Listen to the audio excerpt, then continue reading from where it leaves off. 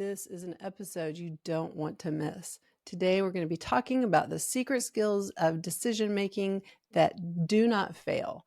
We will talk about 10 tips for making decisions, things that I wish I'd known when I was making some decisions before I made them instead of after, like I know now. First, I got a little story for you.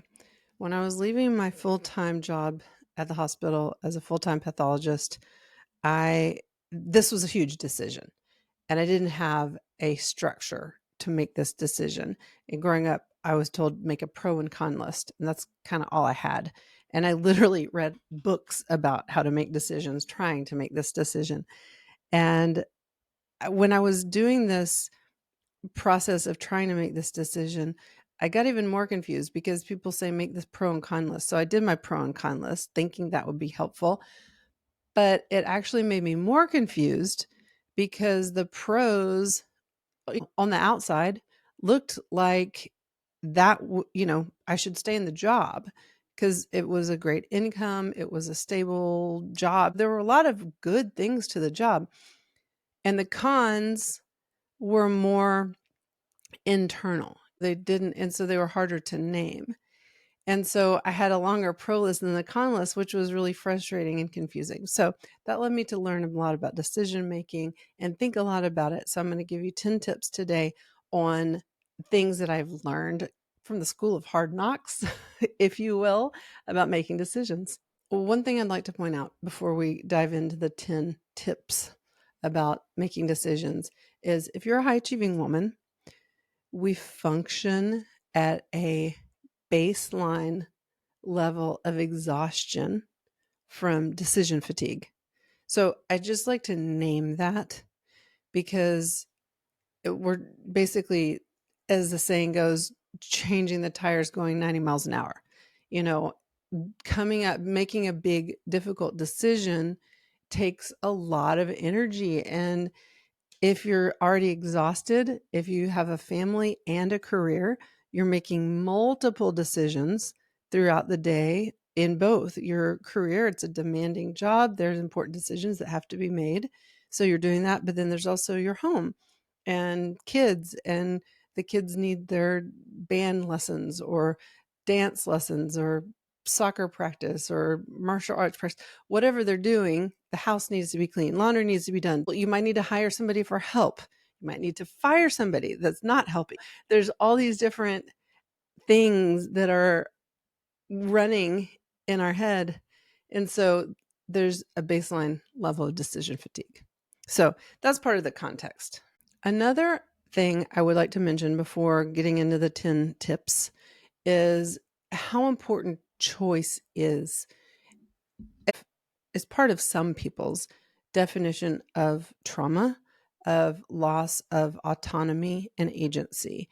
To be a fully functioning, well human, we need to have our autonomy, our agency. So we need to be able to make choices for ourselves and decisions for ourselves. And I think in our culture, and especially as women that are taking care of so many people and different things, we end up in a situation where we're taking care of others and sacrificing ourselves.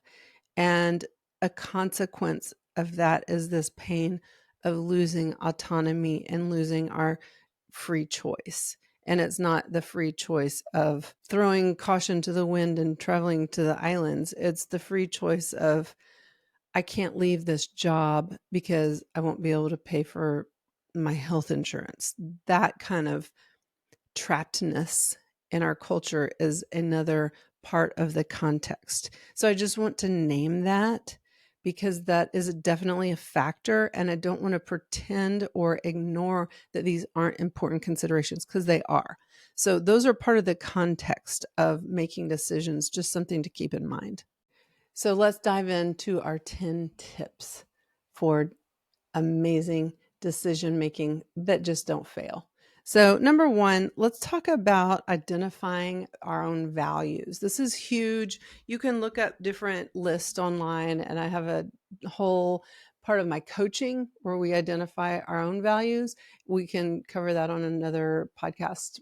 There's not time to get into that on this, But identifying your own values helps so much with decisions, because decisions can seem a little overwhelming and have all these different um, parts that are involved in the decision and these complexities.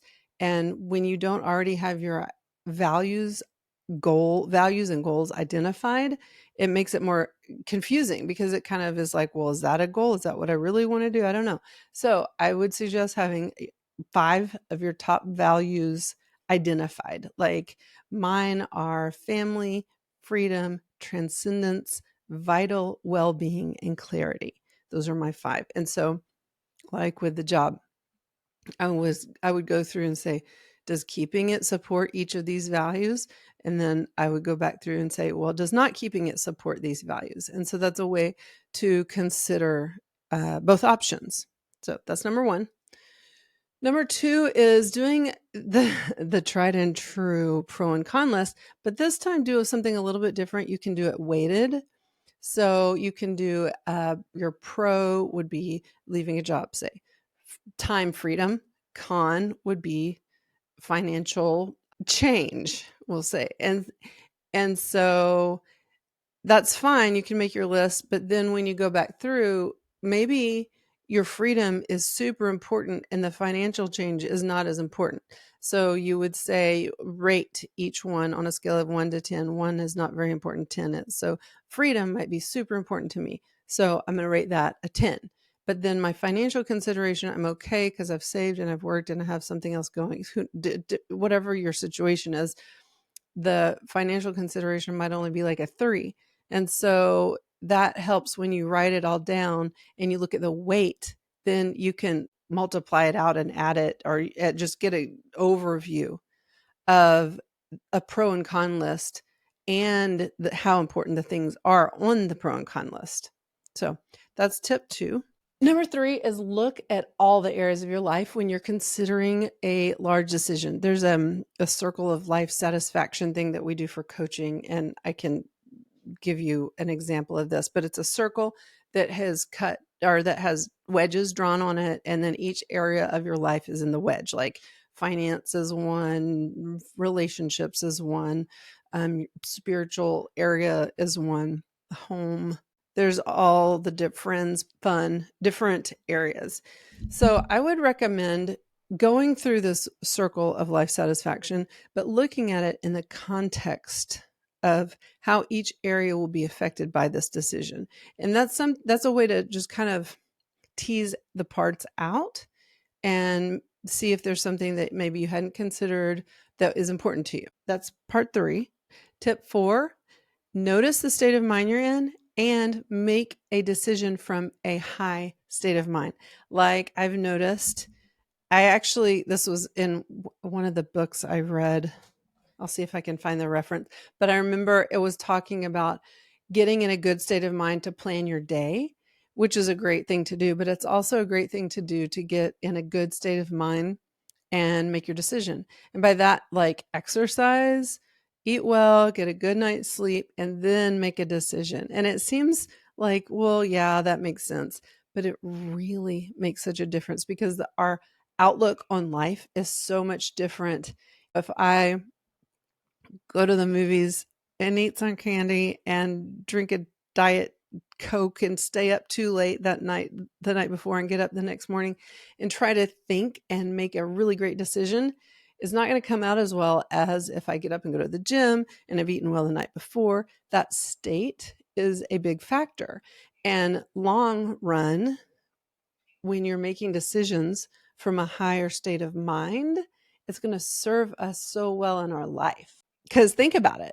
If I decide what to do about my job when I'm feeling low and down versus when I'm elevated and feeling great and feeling good in my body, this job decision is going to be a lot different from this job decision. So one will really be uplifted and moving forward in my life, and the other one might be more, status quo, and I don't know, it's hard work, so it's going to make a big difference. So state of mind is huge. Tony Robbins actually talked about this a lot, about the state. And I never understood it until I was listening to this book on the treadmill, and I was like, Oh, I get it because I feel really good right now. And you're moving, and a lot of it is physical movement. Lift some weights. Feel how strong you are in your own self, in your own body, in your own core. When you make the decision, even you could stand up straight and relax your shoulders. It's all part of your state. Our physiology is totally connected to our thinking and decisions. Step 5. This is to take baby steps. Sometimes a decision isn't just one big dramatic thing. It can be, but sometimes we need to do some research. We need to do some parts. So break it down if you need to. That is totally okay. If you want to start a podcast, that's fine. You can make the decision to do it, but then you can back it up by saying, okay, well, today I'm going to research how to do it. And tomorrow I'm going to research maybe a course I want to take how to do it. The next day I'll research what platform to use. So if you take baby steps, that consistency will help in the decision and then, of course, implementing it as well. But a lot of times we have to gather information to make ourselves feel like we have enough information to make the decision. And if you break down those steps, it can make the whole decision-making process easier. Number 6, remember, whatever decision you make, this is not going to be the last decision that you make. For me, with this job thing, it was a huge career move, and it felt so final that I was afraid my life would end if it wasn't the right thing, and my career would end, and I would never be able to get another job this great or anything. And it really kept me stuck. And in hindsight, I wish I had been able to understand you make one decision, and even if it is quite a large life-changing decision, like leaving a job, something huge, you wake up the next day and there's more decisions. So there's always more. And just if we can remember, there's always going to be more. It's okay. That could take a little bit of the pressure off to help us relax so that we can think through it more clearly. Because if it's too much pressure, then that is something that keeps us stuck. So tip number 7, there's no perfect decision. It might feel perfect, but it's just a choice. It's going one direction or another. It's not like I've found when I was making choices in my life that sometimes I would think, oh, this is the perfect thing to do. I have to choose the right answer, right? We want to get the answer correct. And the thing is, there's not a correct. So letting go of perfectionism, or recognizing that perfectionism is at play and not being driven by perfectionism, can be super helpful when we're making the decision. I'm using this job because that was a huge decision for me. Letting go of perfectionism can be quite freeing, and realize I'm making the best decision I can. And we're never going to have all the information. I struggled with that too, thinking I could gather all the information, and you can't. We won't know the information. We won't know the whole picture until the decision is made and we look back. And that's just the nature of life. So gather as much information as you can, and know it's not going to be perfect. It might be, but it's okay if it's not. Detach from the outcome and know it's just a choice, and you can make other choices, and other choices will come. I promise you that. Tip number 8 is trust yourself. You know what is right for you. I promise you know what is right for you. If there is anything that I believe, it is you know what is right for you. Trust yourself. I trust you. I can hold space and trust you to make your choice, and I will back you up. And as I said before, it may not be perfect, but it is right for you. When we're trusting ourselves, something that can be helpful is journaling, kind of thinking through it and seeing what seems right in our mind. That leads us into number 9 of checking in with our body. So we trust ourselves, and we're also going to lean on not only our mental knowing, our mental power, but also the knowing in our body, because our brains are functioning, are perceiving things that we don't necessarily articulate in our mind. So checking in with how you feel. If you're comfortable with it, see how it feels to you. Does it feel tight in your stomach when you consider one option versus, that would be so wonderful? If you consider another option, that's really important information to honor and listen to. A lot of times our bodies know before our brains do, Number 10 is if you're an external processor, which I am, I like to talk to people and bounce ideas off of each other and hear. Talking through things is helpful for me, discerning decisions. But make sure the person you're talking to knows you, loves you, and can celebrate you. Because some people are not capable of all three of those things. And if they don't know you and love you, there's nothing wrong with that. It just might not be the person to get advice from. And maybe you're not getting advice. If you're not getting advice and you just want to talk through something, that's perfectly fine. But again, be sure the person can be supportive of you, because these decisions are usually new ideas and they're delicate.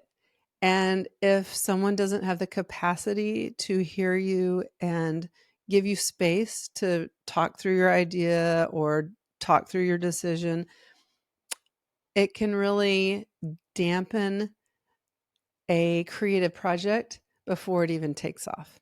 So make sure that whoever you're talking to knows you, loves you, that you trust, and is able to celebrate you, because that's what you'll be doing after you make your decision. I'm going to go back through the 10 areas that we just talked about for making decisions. So the first is identify your values. The second would be make the weighted pro and con list.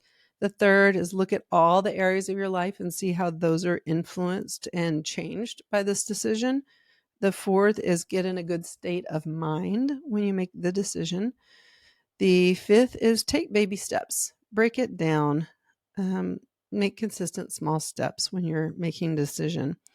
Number 6 is be open to the next steps that are going to be happening, and that there's going to be more decisions after this. So it's not the last one you're going to make.